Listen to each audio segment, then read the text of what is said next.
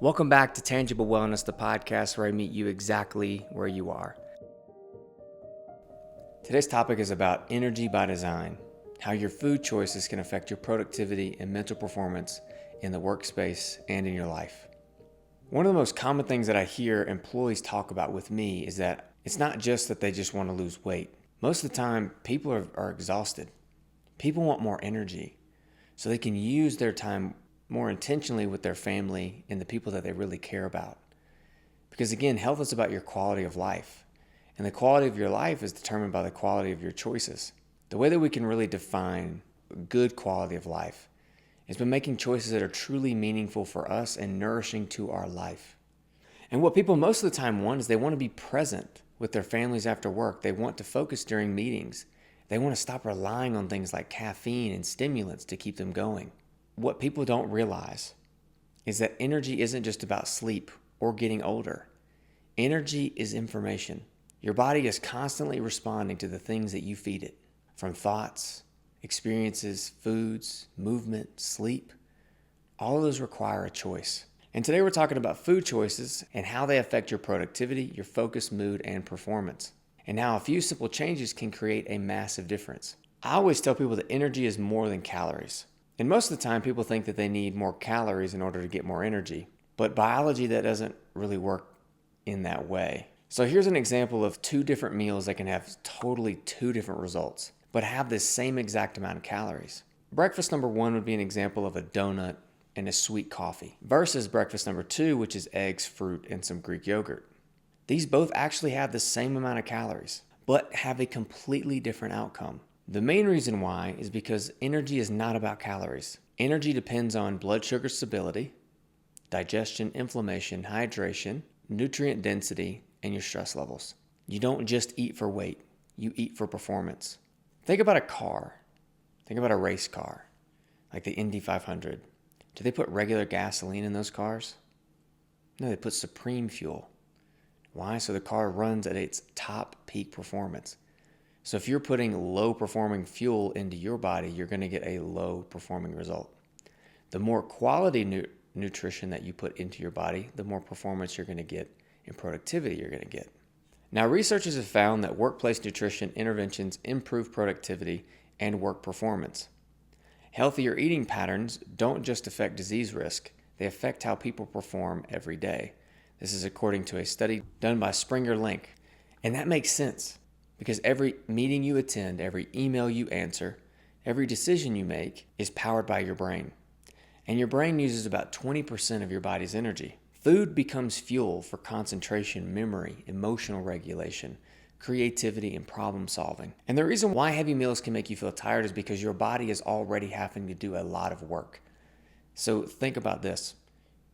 You're answering emails all day, you're answering phone calls, you're doing meetings, you're jumping from one project and task to the next, and then all of a sudden you're going and you're having a cheeseburger, french fries, and a Coca-Cola, or a frozen TV dinner with a lot of processed ingredients. Those processed ingredients are foreign substances to your body, so your body is having to do a whole nother job on top of your mind having to do another one. So it's double whammy of stress. And I'm sure some of you may have noticed that after lunch, you might feel sleepy, bloated, sluggish, or foggy. And that's because your digestion, again, requires energy.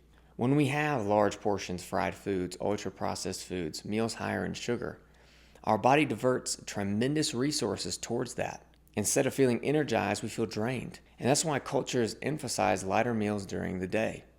You want meals that work with your body, not meals that create a wrestling match in your digestive system. And so giving your body something easy to digest actually can improve your energy and decrease overall stress. So what are some of the best foods for sustained energy throughout your day? I call these momentum foods because they keep you moving instead of crashing. And some examples can be, of course, protein, right? Eggs, Greek yogurt, chicken, fish, cottage cheese, lean ground beef. What protein has been shown to do is it helps stabilizes blood sugar, regulates your appetite, regulating hormones, increases satiety, and it supports neurotransmitter activity. So the more protein that you eat throughout the day, you're meeting your biological needs, you're helping keep your appetite satiated, and you're improving the ability for your brain to work more efficiently. Now, antioxidants, polyphenols, these nutrients are extremely important and found in your fruits and your vegetables. And so, for example, berries, leafy greens, sweet potatoes, apples, oranges, bananas. What fruit provides are natural carbohydrates, fiber, water, antioxidants, and polyphenols.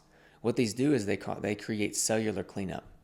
So they go in and they can help reduce oxidative stress, improving the efficiency of your cells, helping them produce more energy over time. Healthy fats, right? Fat is not bad. Fat is good.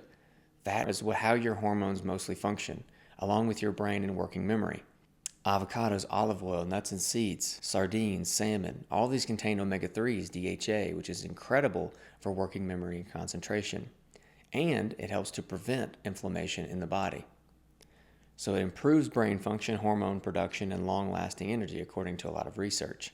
And then easily digestible carbohydrates. Examples, sweet potatoes, rice, gluten-free oatmeal, sourdough bread, sweet potatoes. If you can tolerate some of these, pay attention to how your digestive system feels when you consume these types of foods.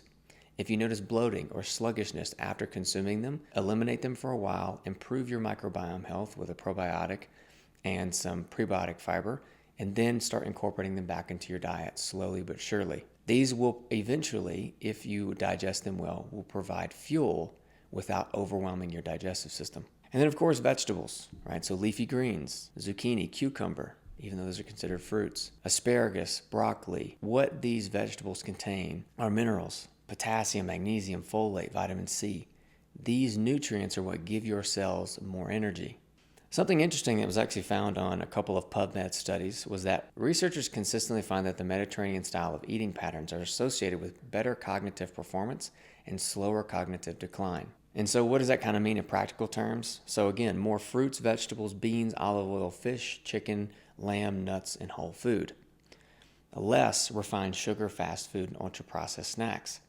The Mediterranean diet isn't powerful because of one superfood. It's powerful because it reduces inflammation and supports metabolic health. The main culprit for most of you when it comes to your workday and not feeling very energized is due to inflammation.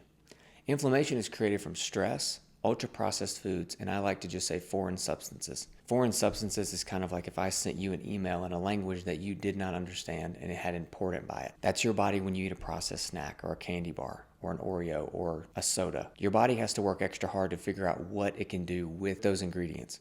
And if it can't properly break them down, then it's just going to be registered as oxidative stress, which kills your cells, causing you to feel more fatigued. And the thing about your energy is that you don't become exhausted overnight. It happens gradually. And some common energy thieves, of course, are constant sugar, high peaks, and big crashes. There's lots of emerging research suggesting that higher ultra-processed food intake is associated with poor attention, increased dementia risk factors, along with lower working memory, lower levels of concentration, and more impulse control problems. Now, the things that you can look for: low liquid calories, right? So we have sodas, sweetened coffee drinks, energy drinks, lots of quick energy with little lasting energy. Skipping protein, you become more hungry. When you don't consume enough protein within your day, it actually causes you to feel hungrier. And when you do that, it actually increases cravings over time. Dealing with those is to start with eating protein and drinking some electrolytes. That can help curb the craving and improve satiety. And then dehydration. Water is not just water. Drinking mineral water throughout your day has actually been shown to improve working concentration and productivity, giving you more energy. Even mild levels of dehydration can affect your concentration and your mood. Sometimes what we interpret as fatigue is simply just thirst. And water is not just water, so remember, drink mineral water if you want true hydration. And here's something simple that I teach employees on a day-to-day basis. At every meal, ask yourself this exact question: did I eat protein? Am I meeting my needs? Aim for 25 to 40 grams of protein per meal. And if that's too much to start with, start even lower than that, 15 to 20. Again, 25 to 40 is like 4 ounces to 6 ounces of chicken breast. Did I eat something colorful? Did I have fiber? Fruit or vegetables? Did I include complex carbohydrates? Again, micronutrients. Because carbs are not the enemy, they are fuel. Did I include healthy fats?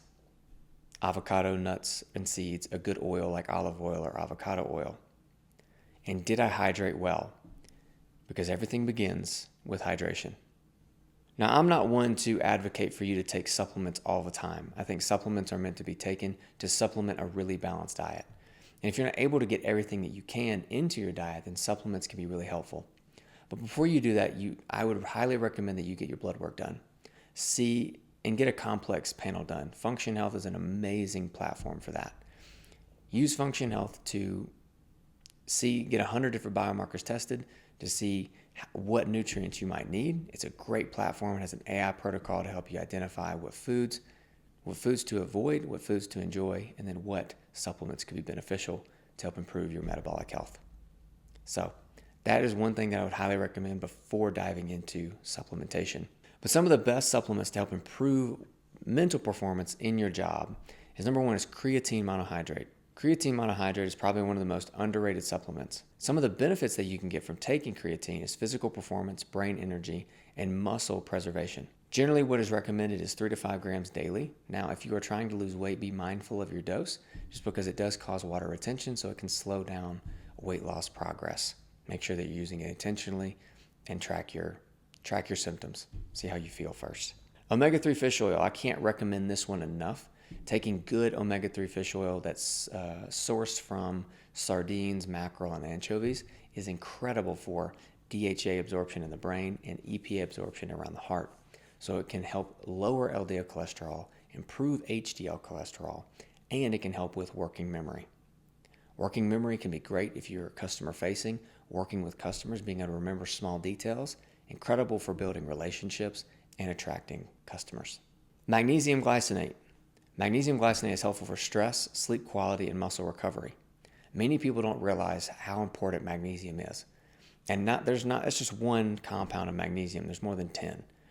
And they all do different jobs. A lot of them are incredible for your digestive tract, your brain, your nervous system, your heart, your pancreas, your liver. So taking a magnesium complex, Qualia-Mind, or Bioptimizer's magnesium complex are two products that I think are phenomenal. And so if you are interested, give them a check.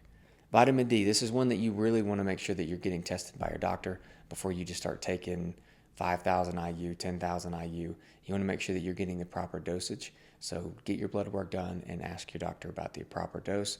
But vitamin D is incredible for your mood, for your hormones, and highly recommend it for sustained energy. Then electrolytes. Electrolytes are pretty much for everyone. If you do have hypertension or high blood pressure, be mindful of how much sodium you're taking in. Around 300 milligrams to 400 milligrams per day if you're a lightly active to moderately active individual can be super great. Make sure that the electrolyte sources are sustainable. Body Health has perfect amino/electrolytes, amazing dosages. Love that product. Trace Minerals has some awesome products as well where they have combined creatine with electrolytes in them, unflavored, so you're getting just what you ask for. So that's another great product. If you're interested, check those out. And electrolytes are incredible for active individuals, hot climates, heavy sweaters, because sometimes fatigue is not because you're lacking caffeine, it's because you're lacking hydration.